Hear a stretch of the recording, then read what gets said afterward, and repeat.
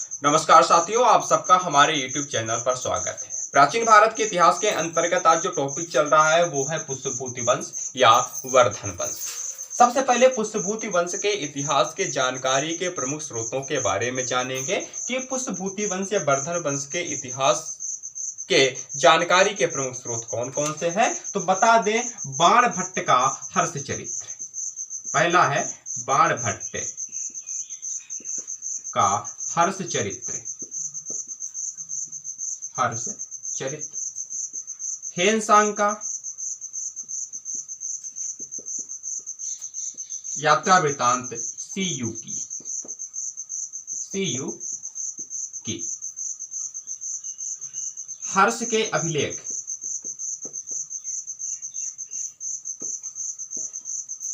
और मुद्राएं, चालुक्य नरेश पुलकेशिन द्वितीय का ऐहोल अभिलेख, पुलकेशिन द्वितीय का ऐहोल अभिलेख।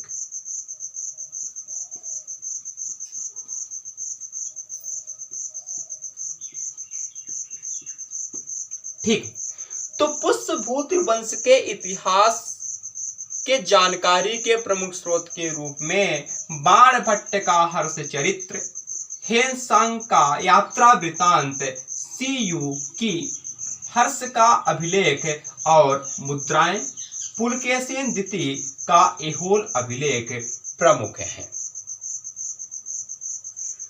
हर्ष के अभिलेख में हर्ष के जिन पूर्वजों का उल्लेख किया गया है वो इस प्रकार हैं।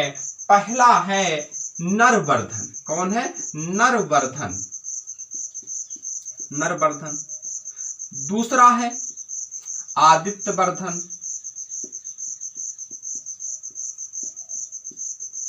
तीसरा है प्रभाकर वर्धन।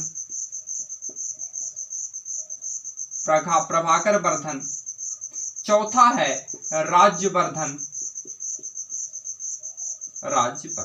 तो ठीक है, हर्ष के अभिलेख में हर्ष के जिन पूर्वजों के नाम का उल्लेख किया गया है वो इस प्रकार है। पहला है नरवर्धन, इसके बाद है आदित्यवर्धन, इसके बाद है प्रभाकर वर्धन, इसके बाद है राज्यवर्धन। आपको बता दें कि प्रभाकर वर्धन हर्षवर्धन के पिताजी हैं और राज्यवर्धन जो है हर्षवर्धन के बड़े भैया हैं।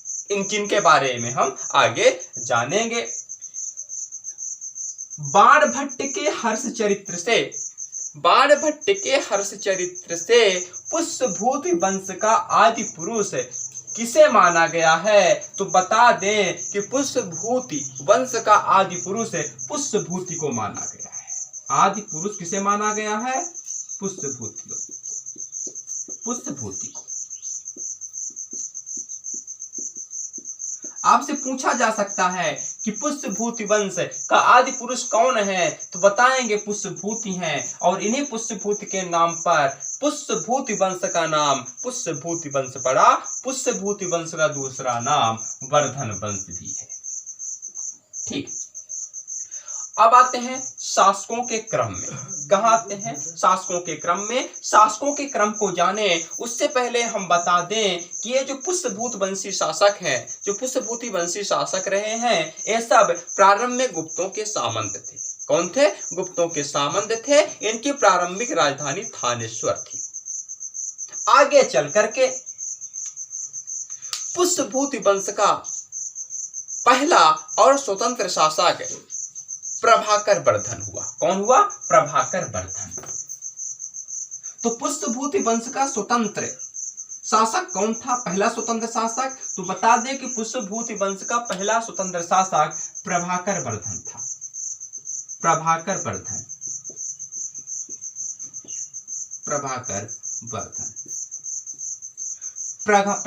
वर्धन पुष्यभूति वंश का पहला स्वतंत्र शासक था। पहला स्वतंत्र शासक।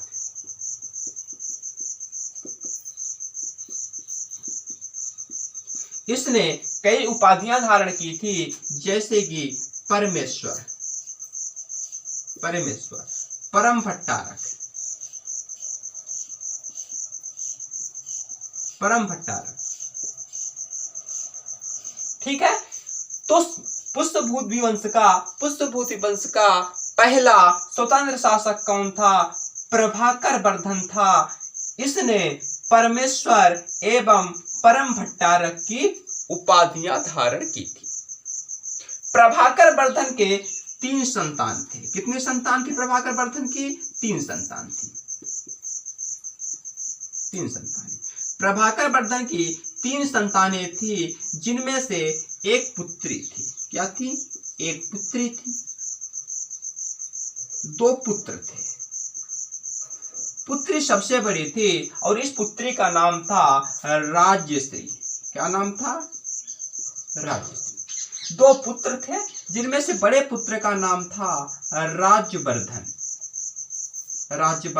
और छोटे पुत्र का नाम था हर्षवर्धन।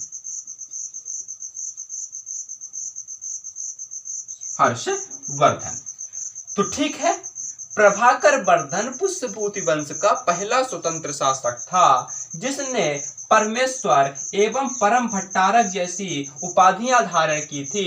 प्रभाकर वर्धन की 3 संतानें थी, जिनमें से एक पुत्री थी जो सबसे बड़ी थी, जिसका नाम राज्यश्री था, और 2 पुत्र थे, जिनमें से सबसे बड़ा पुत्र राज्यवर्धन था और छोटा पुत्र हर्षवर्धन था। प्रभाकर वर्धन ने अपनी सबसे बड़ी पुत्री राज्यश्री का विवाह कन्नौज शासक गृहवर्मन से किया। किससे किया? कन्नौज के शासक गृहवर्मन से। कन्नौज शासक गृहवर्मन से किया। ठीक है, तो प्रभाकर वर्धन ने अपनी बड़ी पुत्री राज्यश्री का विवाह कन्नौज नरेश गृहवर्मा से किया। किससे किया? गृहवर्मा से किया। 605 ईस्वी में प्रभाकर वर्धन की मृत्यु हो जाती है और उसकी पत्नी यशोमतिक भी प्रभाकर वर्धन के साथ सती हो जाती है। इसके पश्चात पुष्यभूति वंश का शासक राज्यवर्धन बनता है। कौन बनता है? राज्यवर्धन। तो ठीक है, राज्यवर्धन पुष्यभूति वंश का दूसरा महत्वपूर्ण शासक था, क्योंकि पहला महत्वपूर्ण शासक प्रभाकर वर्धन था, जो कि राज्यवर्धन का पिता था। राज्यवर्धन जैसे ही शासक बनता है कि उसी समय मालवा का शासक देवगुप्त। कौन? मालवा का शासक देवगुप्त कन्नौज पर आक्रमण करता है और राज्यवर्धन के बहनोई गृहवर्मा की हत्या करके राज्यवर्धन की बहन राज्यश्री को कन्नौज के ही कारागार में कैद कर देता है और कन्नौज में अपना अधिकार स्थापित कर लेता है। राज्यवर्धन को जब इसकी जानकारी लगती है, राज्यवर्धन कन्नौज पहुंचता है और देवगुप्त को पराजित कर देता है, किंतु देवगुप्त का मित्र बंगाल का गौड़ शासक शशांक विश्वासघात के माध्यम से धोखे से राज्यवर्धन की हत्या कर देता है। राज्यवर्धन की हत्या किसने की थी? तो बता दें कि राज्यवर्धन की हत्या बंगाल के गौड़ शासक शशांक ने की थी। किसने की थी? शशांक ने।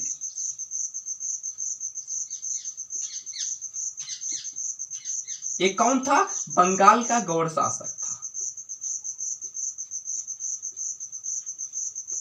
बंगाल का गौड़ शासक कन्नौज पहुंचता है और देवगुप्त को तो पराजित कर देता है, किंतु देवगुप्त का मित्र बंगाल का गौड़ शासक शशांक धोखे से राज्यवर्धन की हत्या कर देता है। अब राज्यवर्धन का छोटा भाई हर्षवर्धन बचता है, जो कि प्रारंभ में तो शासक बनना नहीं चाहता, किंतु अपने एक वृद्ध सेनापति के कहने पर यह पुष्यभूति वंश का शासक बनता है। पुष्यभूति वंश का अगला शासक कौन हुआ? तो बता दें, पुष्यभूति वंश का अगला शासक हर्षवर्धन हुआ, जिसे राजा हर्ष के नाम से भी जाना जाता है। हर्षवर्धन, राजा हर्ष। ठीक है। राज्यवर्धन के पश्चात पुष्पभूति वंश का शासक हर्षवर्धन बना, राजा हर्ष बना। आपको बता दें कि पुष्पभूति वंश का सबसे महान शासक, सबसे प्रतापी शासक राजा हर्ष था, राजा हर्षवर्धन था। जैसे ही राजा हर्ष शासक बनता है कि इसे संकटों का ताज विरासत स्वरूप प्राप्त होता है। इसने कई शत्रुओं का, कई दुश्मनों का अपने इर्द गिर्द जमावड़ा बना लिया था। इसके साथ ही साथ इसकी बहन जो राजश्री थी वो देवगुप्त के कब्जे में अभी भी थी, यानी कि कन्नौज के कारागार में बंद थी। किंतु जैसे ही ये शासक बनता है उसी समय इसकी बहन राजश्री कारागार से निकलती है और बिंद की जंगलों की ओर आत्महत्या करने की उद्देश्य से पहुंच जाती है। जैसे ही हर्षवर्धन को यह सूचना मिलती है कि हर्षवर्धन अपने अनुयायियों के साथ बिंद के जंगल में पहुंच जाते हैं। कहां पहुंच जाते हैं? बिंद के जंगल में पहुंच जाते हैं, जहां इनकी मुलाकात बौद्ध भिक्षु दिवाकर मित्र से होता है। आपको बता दें कि दिवाकर मित्र गृह वर्मा के अच्छे मित्र थे। उनकी सहायता से राजा हर्ष अपनी बहन राजश्री को खोजने में, ढूंढने में सफल हो जाते हैं और उनको लेकर कन्नौज पहुंचते हैं। कन्नौज की जनता और राजश्री की सहमति से राजा हर्ष कन्नौज के शासक बनते हैं। क्या बनते हैं? राजा हर्ष कन्नौज के शासक बनते हैं और कन्नौज को अपनी राजधानी बनाते हैं। क्या बनाते हैं? राजधानी। तो आपसे पूछा जा सकता है पुष्पभूति वंश के किस शासक ने कन्नौज पर राज किया था? तो आंसर होगा राजा हर्ष। पूछा जा सकता है पुष्पभूति वंश या वर्धन वंश का सबसे प्रतापी शासक कौन था? तो बताएंगे राजा हर्ष। पूछा जा सकता है कि पुष्पभूति वंश के किस शासक ने कन्नौज को अपनी राजधानी बनाई थी? तो राजा हर्ष ने बनाई थी। शत्रुओं से अपने साम्राज्य की सुरक्षा हेतु राजा हर्ष ने कई उपाय किए, कई तरीके अपनाए थे। आपको बता दें कि राजा हर्ष का 606 ईस्वी में कन्नौज में राज्यरोहण होता है। क्या होता है? राज्यरोहण होता है। राज्यरोहण होता है। राजा हर्ष कन्नौज के 606 ईस्वी में शासक बनते हैं और इसी उपलक्ष्य में 606 ईस्वी में राजा हर्ष ने एक संवत चलाया था जिसका नाम है हर्ष संवत। क्या चलाया था? हर्ष संवत।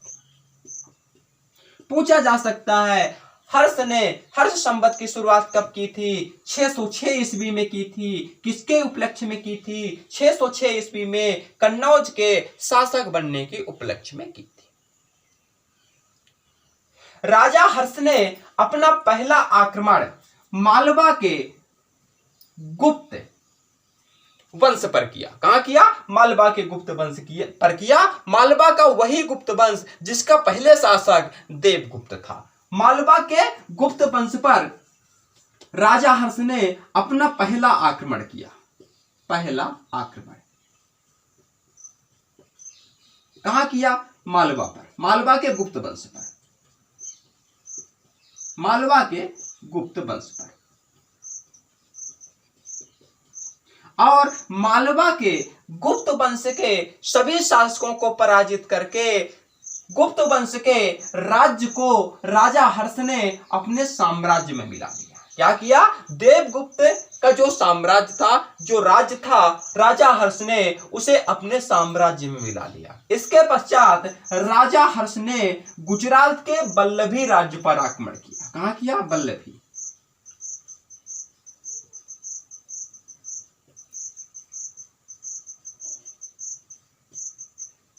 और वल्लभी के राजा ध्रुवसेन द्वितीय को पराजित किया।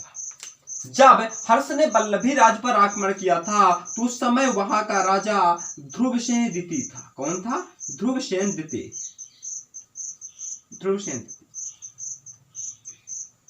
राजा हर्ष ने ध्रुवसेन द्वितीय को पराजित किया और अपनी पुत्री का विवाह ध्रुवसेन द्वितीय से कर दिया। इतिहास में पहला शासक था जिसने अपने शत्रु को पराजित करता है और अपनी पुत्री का विवाह भी उसी से कर देता है। तो ठीक है, राजा हर्ष ने ध्रुवसेन द्वितीय को पराजित किया और अपनी पुत्री का विवाह ध्रुवसेन द्वितीय से कर दिया। राजा हर्ष ने सकल उत्तरा पथेश्वर नाथ की उपाधि धारण की थी। किसकी उपाधि धारण की थी? सकल उत्तरा पथेश्वर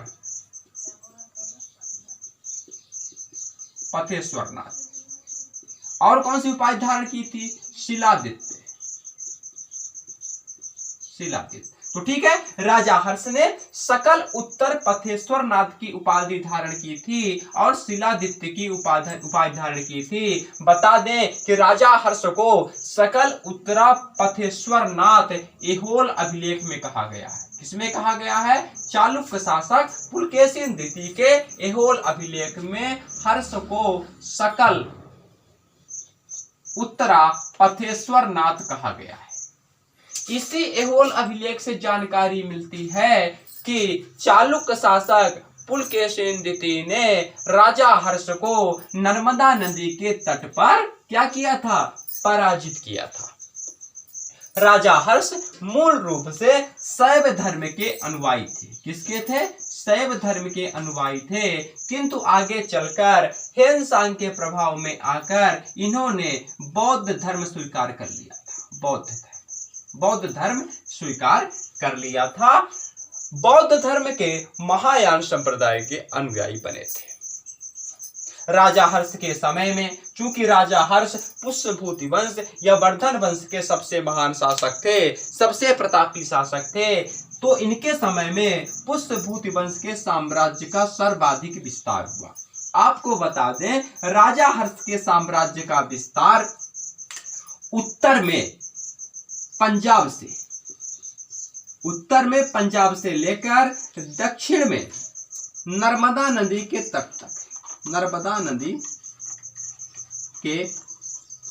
तक था और पूरब में बंगाल से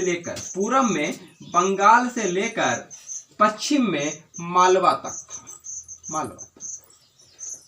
हमने कहा ना कि पुष्यभूति वंश के शासक राजा हर्ष ने बंगाल नरेश यानी बंगाल के गौड़ शासक शशांक की मृत्यु के पश्चात बंगाल पर अधिकार कर लिया था और मालवा के देवगुप्त के सभी